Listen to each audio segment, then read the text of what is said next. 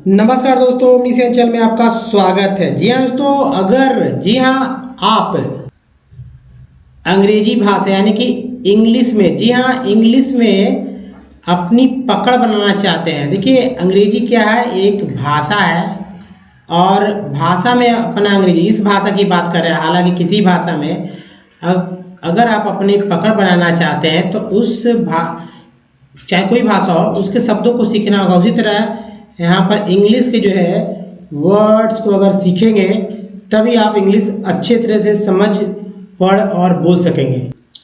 साथ ही दोस्तों लिखना, देखिए पढ़ना इस सेंस में, क्योंकि यहाँ पर बहुत सारे वर्ड मिल जाएंगे आपको।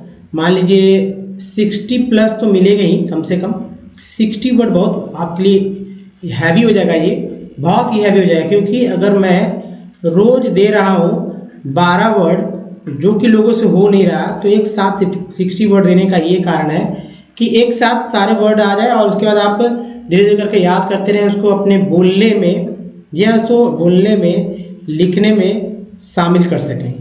Important hard words for English language बहुत ही इम्पॉर्टेंट है। तो आइए शुरू करते हैं। और देखिए, सबसे इम्पॉर्टेंट कि जैसे कोई भी वर्ड मीनिंग होता है तो उसके यहाँ पर जो उच्चारण है, जिनको नहीं आता वो यहाँ से उच्चारण सीखेंगे। ऐसे देखिए, मैम जो मैम का अर्थ है, मैम मीन्स, तो एक मैम हम लोग इस तरह से भी लिखते हैं, MAM, इसको ही मैम बोलते हैं। या हम लोग ऐसे भी लिखते हैं, मैडम भी बोलते हैं, मैडम, जो कि एक है। लेकिन यहाँ पर मैम नहीं, मैम बोल जरूर रहे हैं, लेकिन इसका अर्थ चूँकि MAIM ही है, थोड़ा सा अंतर है, आई यहाँ नहीं, यहाँ आई है। इसका अर्थ है अंग भंग करना या घायल करना। अंग भंग करना यानी उच्चारण एक जैसे हो रहे हैं भले ही है, लेकिन अर्थों में, मतलब अर्थ में जो अंतर है, डिफरेंट है मीनिंग। आप ऐसे बोल के किसी को भी, मतलब अपने आप को थोड़ा सा जो है बेवकूफ़ साबित कर सकते हैं वहाँ पर, लेकिन आप कहीं ना कहीं आप वहाँ पर जो है दूसरे को बेवकूफ़ बनाकर आप तेज बोल सकते हैं। ऐसे बोल सकते हैं, बहुत ही, देखिए, ही मेम्स, वह घायल करता है, ऐसे मैंने बोल दिया। लेकिन ही इज मैम्ड, वह घायल किया गया, ठीक है, वह घायल किया गया। लेकिन लोग समझेंगे कि ही इज मैम्ड, अच्छा वो मैम के बारे में बोल रहा है, तो कहीं ना कहीं वे तो सोचेंगे कुछ और, लेकिन आपने कुछ और बोल दिया, जबकि वस्तुस्थिति कुछ और रहेगा, तो वे सोचेंगे कि गलत बोला, लेकिन आप कहीं ना कहीं जो है सही होगी, क्योंकि लिख तो रहे नहीं, बोल रहे हैं। तो पूछे या ना पूछे, आपको बेवकूफ़ समझते हुए भी आप वहाँ पर बहुत तेज हो जाएंगे। मतलब जो जानते होंगे वो समझ जाएंगे कि ये भाई बंदा जो है कुछ अच्छा, कुछ हटके, कुछ अलग बोल रहा है। अब सब भाई एक्सीडेंटल तो सब बोलते हैं, है ना। तो ये नए नए वर्ड जो है आप लेना होगा। देखिए, स्लैश का अर्थ है चाबुक मारना, बहुत ज़्यादा कटौती करना को भी स्लैश कहते हैं। नेक्स्ट वर्ड मीनिंग है न्यूसेंस मीन्स होता है कष्टदायक वस्तु, बाधा या क्षति को बोलते हैं न्यूसेंस। देखिए, शाम, पी जो है यहाँ साइलेंट है, यहाँ देखिएगा, पशाम नहीं बोलेंगे, शाम बोलेंगे। यहाँ एल भी साइलेंट है, दो साइलेंट मिल गया एक वर्ड में। तो शाम का अर्थ है, एल नहीं बोलना है, शाम का अर्थ है भजन वस्तु, शाम। लिखेंगे PSALM, लेकिन PSL को नहीं पढ़ेंगे। भजन स्तुति।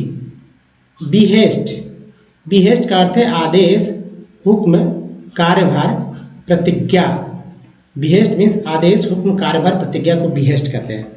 नेक्स्ट वर्ड मीनिंग है हैंकर का अर्थ है लालसा होना, भटकते फिरना। लालसा होना, भटकते फिरना को हैंकर कहेंगे, नॉट टैंकर, हैंकर।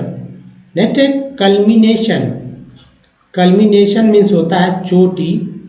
हम लोग पीक है ना बोलते हैं, पीक का मतलब है चोटी हम लोग बोलते हैं, लेकिन यह वर्ड मीनिंग और है, चरम सीमा भी, उत्कर्ष भी है। कल्मिनेशन नेक्स्ट वर्ड मीनिंग है एक्सपोचुलेट, सविनय करना, सविनय ऐतराज करना या तर्क करना। ये सविनय ऐतराज क्या होता है? किसी की बात को आप गुस्सा, मतलब किसी की बात से गुस्सा भी हैं या किसी की बात को आप नहीं भी मान रहे हैं, या सहमत नहीं है तो भाई रोक रहे हैं, लेकिन कह रहे हैं कि भैया बहुत आग्रहपूर्वक कर रहे हैं, वो होता है सविनय ऐतराज करना है। तो एक्सपोचुलेट। अगला वर्ड मीनिंग जो है दोस्तों, ये एक्सपोचुलेट के बाद है रेथ। रिथ, रेथ नट रिथ। रिथ का अर्थ है घेरना, घेरना हो गया, लपेटना हो गया, गूंथना हो गया, मरोड़ना हो गया। मरोड़ देते हैं, लपेट देते हैं, घेर देते हैं, गूंथ देते हैं। Wreath, wreath. नेक्स्ट है मेमोयर। मेमोयर का अर्थ है विवरण, वृत्तांत, जीवन चरित्र। विवरण, वृत्तांत, जीवन चरित्र को बोलते हैं मेमोयर। नेक्स्ट है मेमोयर्स। मेमोयर्स मीन्स होता है आत्मकथा, ब्यौरा, संस्मरण। मेमोयर्स। अगला वर्ड मीनिंग है हिच। हिच का अर्थ है जोड़ना, पकड़ना, झटका देना। जोड़ना, पकड़ना, झटका देना को बोलते हैं हिच, हिच। अगला देखिए परप्लेक्स। परप्लेक्स का अर्थ है हैरान करना, उलझन में डाल देना। हैरान करना, उलझन में डाल देना। सबमर्ज का अर्थ है पानी में डुबोना, जलमग्न करना। सबमर्ज। नेक्स्ट है दोस्तों एक्सोनरेट। एक्सो भी, ने भी या रेट भी। एक्सोनरेट मीन्स होता है दोष मुक्त करना, भार मुक्त करना को बोलते हैं एक्सोनरेट। नेक्स्ट है एक्सपंज। मिटा देना है ना, मिटा देना, हटा देना, काट देना, निकाल देना। एक्सोपंज। कितने वर्ड मीनिंग हुए हैं एक्सपंज की मीन्स एक्सोपंज। नेक्स्ट है रिट्रीब्यूशन। रिट्रीब्यूशन मीन्स होता है प्रतिकार। प्रतिकार हो गया, उसके बाद बदला हो गया, जुर्माना हो गया। दोस्तों अगर आप अपनी जो है पकड़ इंग्लिश में बनाना चाहते हैं, इंग्लिश लैंग्वेज में बनाना चाहते हैं, तो आपको इन वर्ड मीनिंग के बिना कुछ नहीं होने वाला।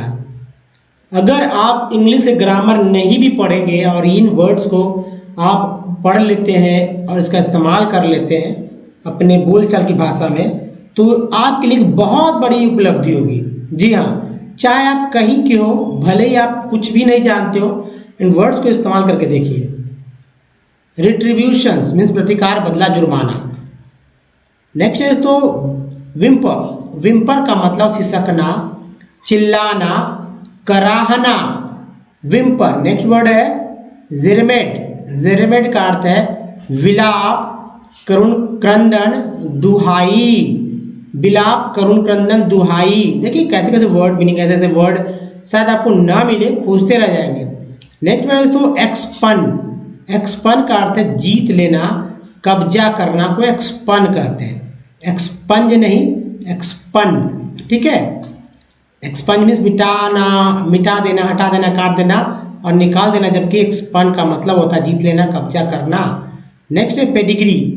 आप तो जानते हैं ना पेडिग्री भाई बच्चों को खिलाता है, बच्चों को नहीं, छोटे छोटे जो जानवर्स वगैरह जैसे डॉग्स वगैरह को, डॉगी वगैरह को दिया जाता है ना पेडिग्री, तो डॉग्स के जो बच्चों को खिलाया जाता है तो वो है पेडिग्री। लेकिन यहाँ पेडिग्री का अर्थ है, पेडिग्री का अर्थ है उच्च वंश या वंशावली। पेडिग्री अब जो भले जो भी उसका यूज हो, लेकिन यहाँ पर उच्च वंश या वंशावली। बनल भाई, बनल। बनल मीन्स पुराना, घिसा पीटा या बासी को बोलते हैं। घर में बहुत सारा बासी खाना हो जाता है तो बनल है ना। Cross breed. क्रॉस ब्रिड का अर्थ है दो नस्ली, दोगलाया संकर। Cross breed. Next word meaning है ऑब्नॉक्सियस।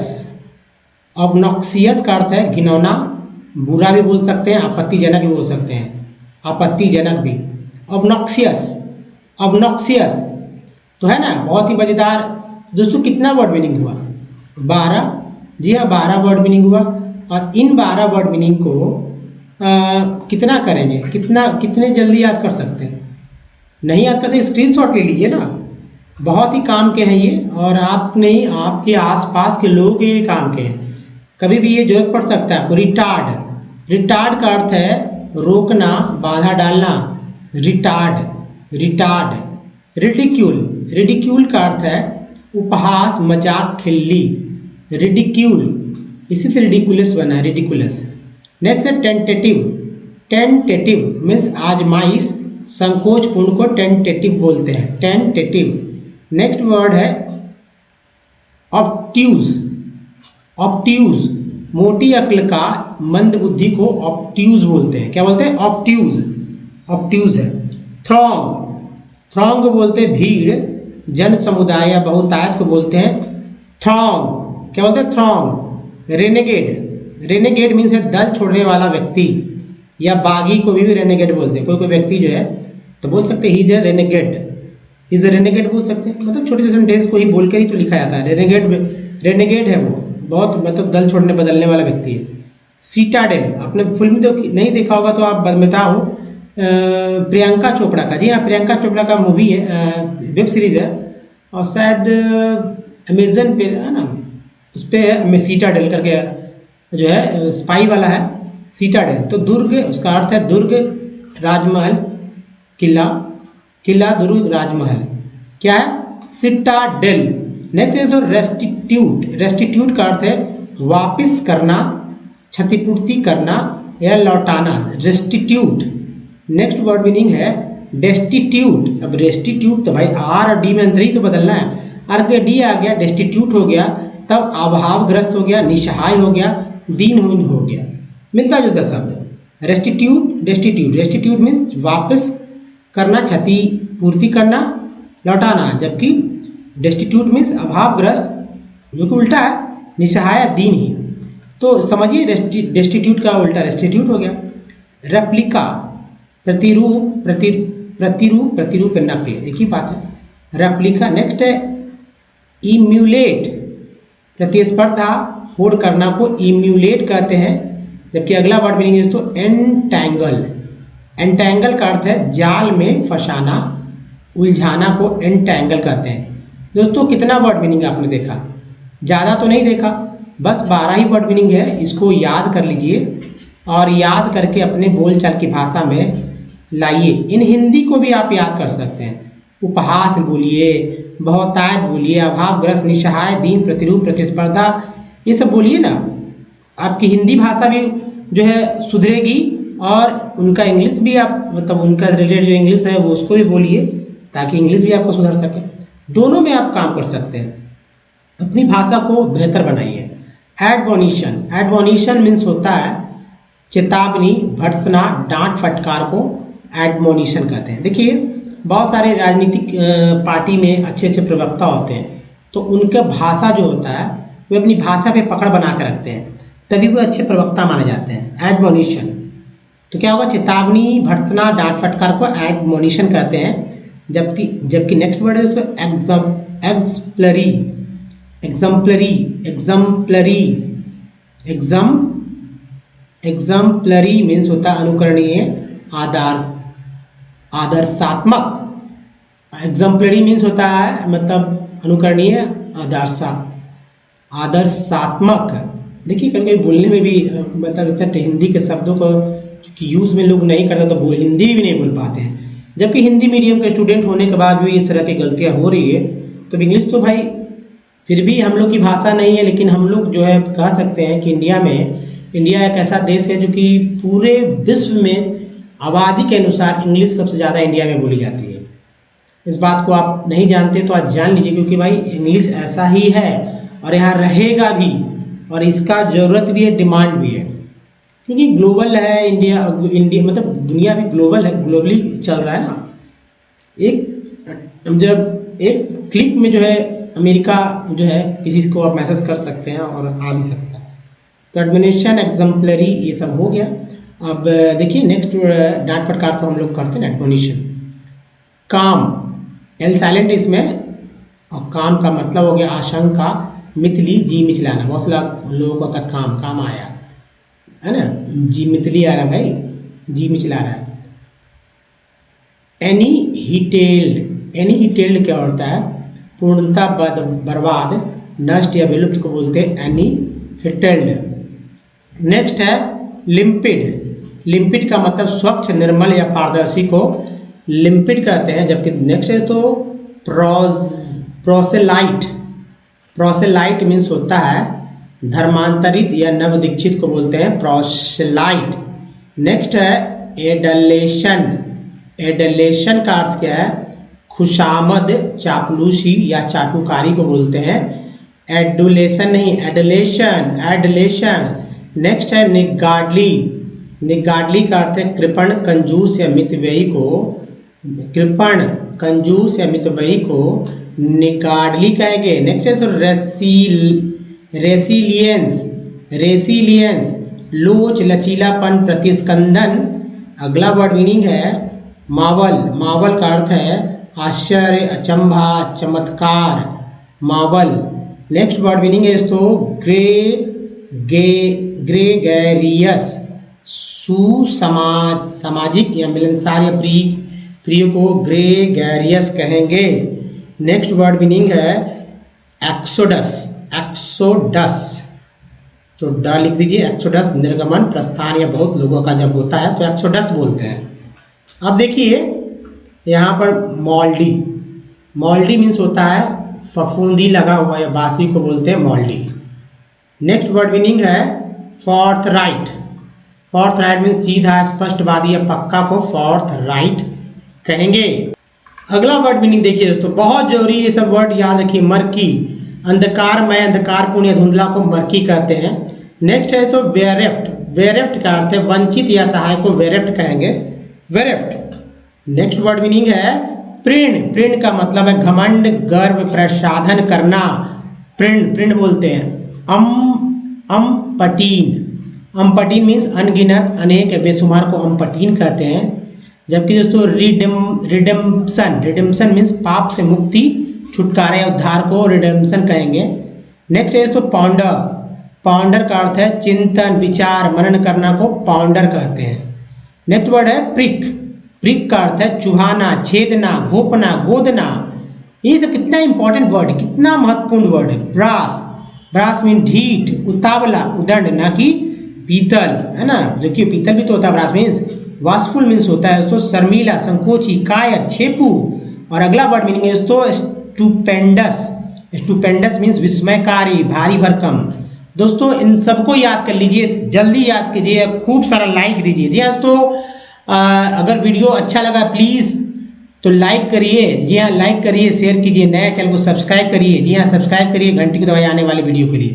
दोस्तों इस वीडियो में बने रहने के लिए आपका बहुत बहुत धन्यवाद। Thanks for watching.